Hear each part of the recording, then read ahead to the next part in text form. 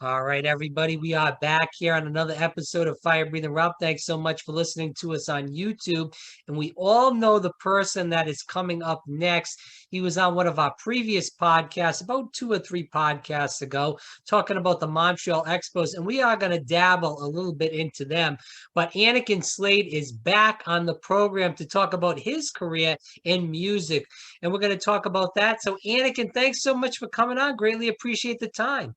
My pleasure, man. I had a lot of fun the last one talking about baseball, and yeah, let's talk some music. My two All right. loves.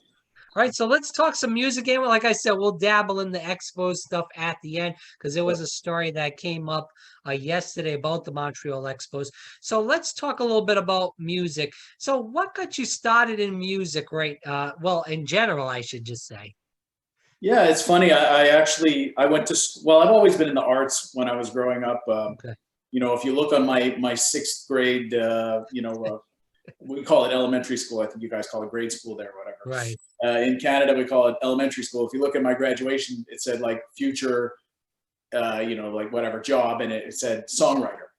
Oh, And wow. it's interesting because I went away from that in my teenage years and I got into acting. So when I graduated high school, I went into college and I did theater school. So basically, the arc of the story goes, I started my own theater company, and we did a show in New York Wow. in summer in the early 2000s. And what happened was the show went really well, and I stayed in New York as long as I could. I wasn't legal at the time, so I was just kind of hoping for something to hit, so that I can get a green card or like a visa or something. And what ended up happening is there's a magazine there called Backstage, and basically you rummage through it every morning and see what auditions are out there, whether paid or unpaid, just something to do something while you're in New York. And I saw this audition for a music label for rappers. So I was like, I used to dabble when I was young and, like just freestyling with my boys by the locker room. And I was like, I would write a verse, 16 bars here and there. So I'm like, let me go in and do this for fun. It'll be cool.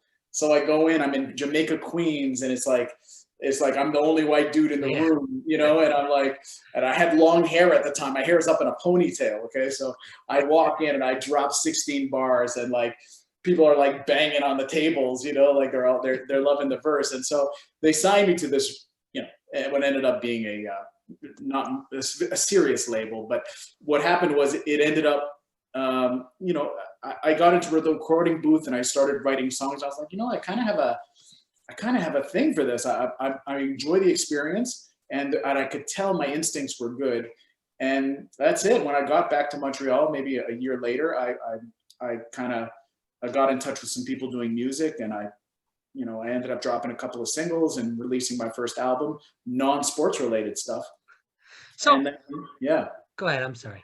Well, I'm sure you want to transition to the sports stuff, but basically that's how it happened. I dropped the first album that had nothing to do with sports, and then the Montreal Canadiens came along in my life at the right time, and things went. Well, were you in New York when they had 9/11? Yeah, I got there Wow. July 2001. I arrived in New York. So right before. Wow. And I was living in Soho. Well, I remember going into Montreal when before 9/11, you didn't even need a passport. You could just drive through and there was nothing. Then obviously after 9/11, everything changed. Now you need a passport to go in and out. But can you talk about the change and even being in New York on 9/11 before we get back into the music? Yeah, well, it was a crazy time in everybody's life, but I was really, everybody's talking about this pandemic and how they've had the most changes in their life because of this. And for me, I'm like, this is a cakewalk compared to what I went through with 9/11, because, we were literally, we're 13 blocks from Ground Zero. So, Thompson Street, Grand, that area, like really the bottom of Soho. And I lived in like this really dinky apartment. We were 4 and probably the size of my room here. It was classic New York artist living, right? And so I get there July 2001, and we're doing a Fringe Festival play. And 2 months later, the experience was crazy because I heard the explosion wake me up at 8 o'clock in the morning. And I said, and I remember. Now, this is the first plane then. This is the first plane. Yeah. Yeah. So I open up the door, which is literally like right next to where I was sleeping on the floor. And I was like, guys, did you hear that? And like a bomb went off, and my roommate at the time, he said it sounded like a plane hitting the building. And I was like, and I remember thinking to myself, I know exactly what I'm going to see when I walk out the apartment to look, because where we lived on Thompson Street, it's literally in line with the World Trade Center. And I remember the guy who lived there said that he was sold the apartment based on the view of the World Trade Center. They said, you want to live here because of this beautiful view. And it was exactly what I thought. What floor were you on? What's that? What floor were you on? Oh, we were on the bottom. We were in the first floor. Oh, you were on the first floor. Yeah. Okay. But the way that the street is basically the towers were directly in the middle of like all the buildings. So you could see straight down the street, and you would just see the face of Tower 2 got hit first, or Tower 1. I forget which tower got hit first, but basically. I think 2, yeah, I think you're right. I think 2 was first. Yeah. And so 2 is right there, and you could see a giant hole as soon as I walked out, giant fiery hole. And I was like, oh my God. And there's a video online that I made. I wrote a song, kind of an abstract view of my experiences that day. It's called Thompson 25, which was the address where I lived. And I list the 13 blocks that walk to the Trade Center. And I have actual footage in that video that I took that morning. So we had a little camcorder. And is that still up? It's up there. Yeah, it's called Thompson 25. It's on my YouTube channel. Yes. The Annakin Slayd YouTube channel, and I did it in 2010, I think. And it was a life-changing experience. I was 21. It made a man out of me really fast. And I remember thinking to myself, I'm like, if only I could find a job, And I remember the night before, I said I really needed a job because I was living there off friends who were hosting me. And I knew at one point I'm going to have to start giving them money. And I got up the next morning, and I went up to sleep that night. I'm like, maybe something tomorrow's going to change. I remember thinking that. Something tomorrow's going to change, and I'm going to get up, and my life is going to change. And I didn't know it was going to be like that. And obviously finding a job, not being legal, and not basically what had just happened, I knew now, I'm like, this is going to be an interesting couple of months. And I think about it all the time. I hear sirens, and I think it sends me right back there.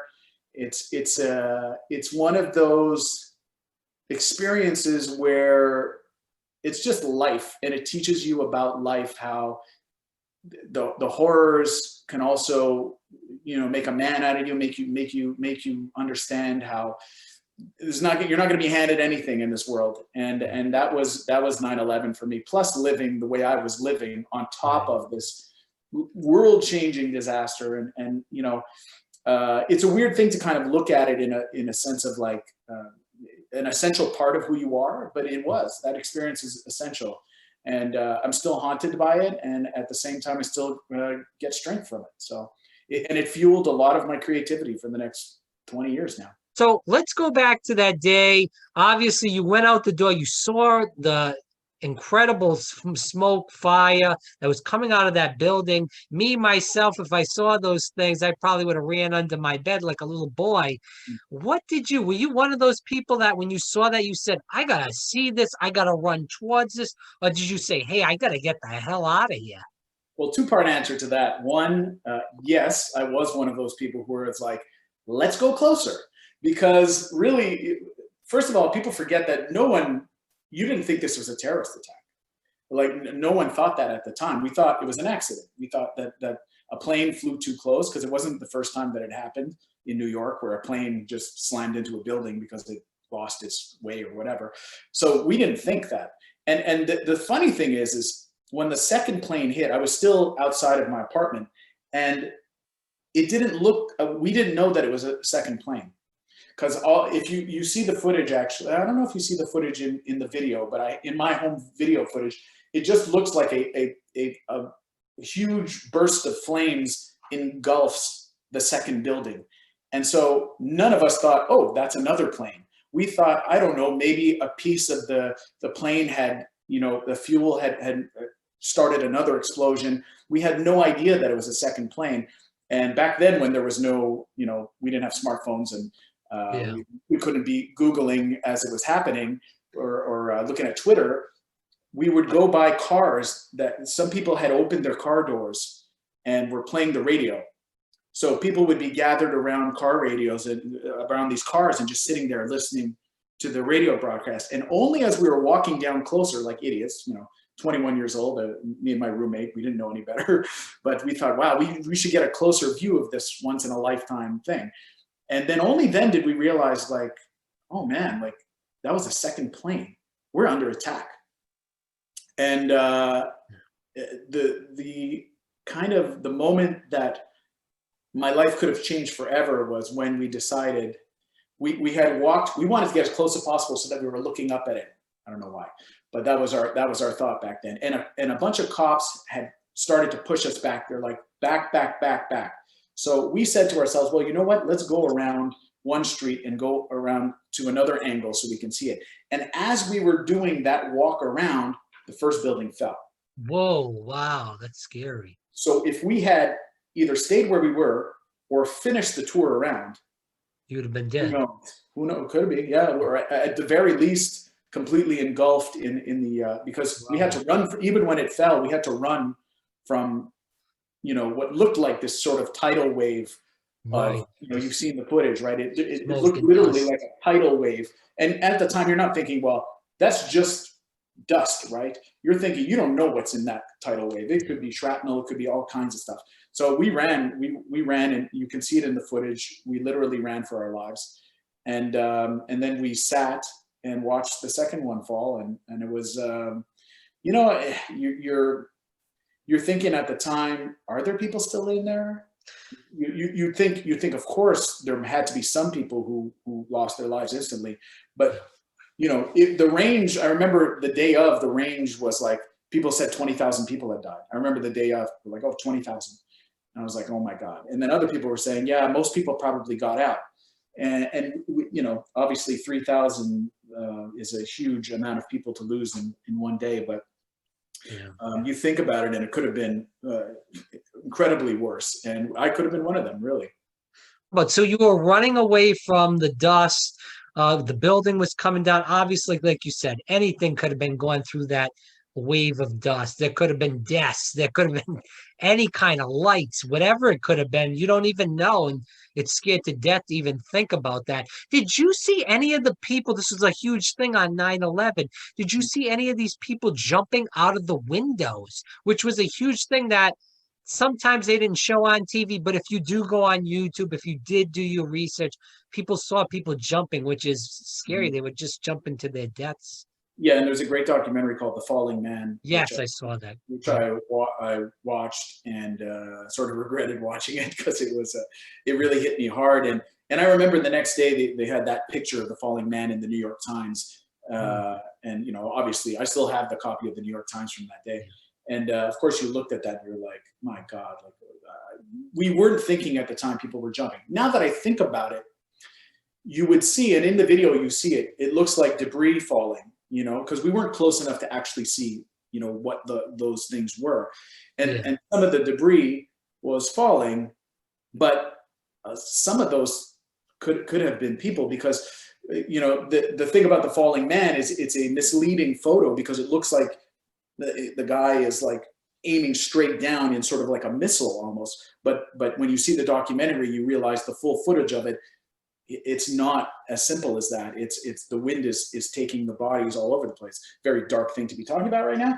But yes, so it's sort of like a yes and no. Yes, I'm sure I was seeing it, but no, I didn't know at the time that those were people jumping. I could just see debris. And I remember walking around the next day and seeing just, there was papers all over the place, and we would pick up the papers and it would have, the address labels would be World Trade Center 1 or 2. So like, wow. And this is like blocks and blocks away from Ground Zero. And, I found business cards. I still have a business card from Ground Zero. And, wow. I look at the name sometimes and I think, oh my God, I don't know if that person made it. I've never Googled the person's name because I kind of don't even want to know. But a lot of those sort of mementos and things, they're kind of like, they're sort of skeletons in my PTSD closet. It's a lot. It affected me a lot, but I also keep it close to me because it gives me strength in a strange way. But yeah, I mean, there's so many things that happened in those few days, and we were breathing in that asbestos. Sometimes, I'll get like a throat thing, and I'm like, oh, here it comes, and I'll be like, here comes my, because they say that it can stay dormant for 20 years, your asbestos poisoning. So knock on wood, I don't have any, and there hasn't been terrible signs, but you look at some of the people still suffering from it, and a lot of people getting cancer now, and they lied to us about that too. They said it was safe, and Jon Stewart is one of the people who's been lobbying to help these people and get them the support they need. So so many just break-offs of chain reactions of what we experienced that day for everybody in your country especially, and across North America, across the world, but more so for the people that were there. And like I say, it stays with me. After 9/11, how long did you stay in New York and pursue that music career? So I was still involved in theater and kind of working with this label as well. We did I think I did another year there. I think I came home in late 2002. So yeah, I did an Off-Broadway show that I wrote myself, which was really cool. It felt like a real accomplishment that I had. This little kid from Montreal wrote a play, and somebody believed in it and put it up. And I didn't get rich off of it, but it certainly was an experience. And then I went back to Montreal and started to sniff around and see what the music industry was like in Montreal. Hip hop industry was basically non-existent, but I did find some people that I could work with and start from scratch. And at the time, I remember thinking to myself, I'm not going to be a Canadian artist. I'm just going to do hip hop like as if it doesn't matter where I'm from, because at the time there was no Drake, there was no Weeknd, there was none of these Canadians who kind of came out of nowhere. There was no such thing as a Canadian hip hop artist. So I remember thinking, just talk about universal subjects and don't talk about where you're from. That kind of changed after a couple of years. Doing that emceeing, and also, a singer-songwriter type of guy like yourself, working at clubs and doing those making those gigs is a big thing. With the coronavirus, how has that affected you and, your business? Well, yeah, it's taken a huge hit. I mean, just take performances out of my sort of catalog of, revenue, and it hurt a lot. And, I'm lucky that I do well streaming, and since I own all my own masters, like is that Spotify. Your main job, Annakin? Well, see, I do a combination of things in the arts. So I also write. I'm working on some writing projects, and thankfully during this stretch, I have a project that's in development. Oh, great. So thankfully I made a good chunk of coin on that to help keep me alive. But yeah, I do that. I do voice work. So I do commercials for radio and TV. So it's sort of sprinkled in with everything else. But yeah, no, the honest truth is that music on its own, especially now, would not be enough, because it's so hard to make money in music unless you've really, the gap between the ones who make the money and the ones who don't is pretty big. I'm one of the rare ones who's kind of right in the middle, where I do have some solid income. But if you own your masters, streaming is okay. A lot of streaming gets a bad rap because a lot of people in bands, they're only seeing a small percentage. Or if you're part of a label, the label takes most of it. But if you're like me, where you own your own music, you're getting 75% of the streaming. And if you have decent numbers like I do, it's actually a nice little contribution per month. And then there's things like, royalties. I've had a couple of my songs placed in some TV shows, so I still see royalties from those. There's a big show. It's a Canadian show originally, but it actually really took off in the US, called Letterkenny. A lot of people probably haven't heard of it. I think it's on Hulu. But I get a huge amount of streams from Americans basically, and a lot of like social media contact from Americans who have fallen in love with this kind of. It's set in this like small town in Canada, and you wrote this then? my music was placed in it. So there's a couple of Oh, okay. songs. And it's a weird thing in the time of Shazam, people, they watch these shows and they're obsessed with it, and they also want to know what the soundtrack is. They get really into the soundtrack. So they'll literally take out their phone, Shazam the song as it's playing on the TV.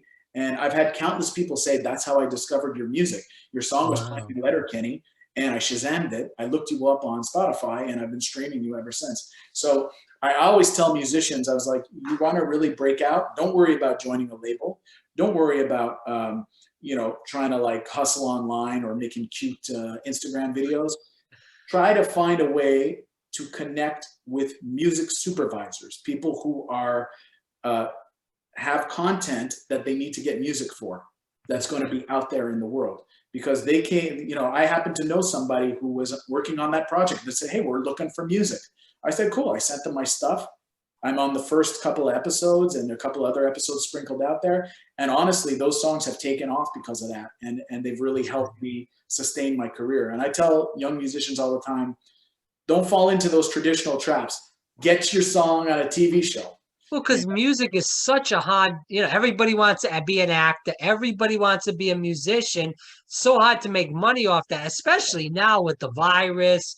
And, we spoke about New York. You look at Broadway, it's totally shut down until probably, I was talking to a woman that's in the acting business in New York. She's in a lot of Broadway shows. She said it's shut down until fall 2021 at least. So we're looking at a big area where these people are unemployed that are actors and musicians and these types of, whether it's theater or just going and play at clubs, regardless, whatever it is, and they're unemployed. So that's a good way to, as a music person, to make money, especially in a time of coronavirus, but in general.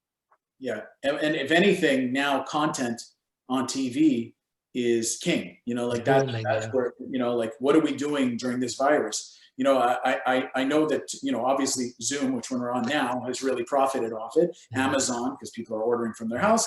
Other companies, there's a company, Lululemon here in Canada, which makes workout clothes that you hang out, that you stay at home and wear in the house. So they've been booming because people are ordering, women are ordering leggings, dudes are ordering, jogging pants and stuff like that because they're not leaving the house. So it was really to be smart like that. And like you say, these streaming companies, they're still able to produce some stuff, but they still have stuff in the tank. And get in touch with those people. Go out there and try to get your songs placed in those in that content, and you'll see it's better than you're not going to do it with shows. So this is your new way to get money is forget about the shows and get on the TV shows. That's great advice for people trying to get into the music industry and make some money, because it's a tough industry to make money off.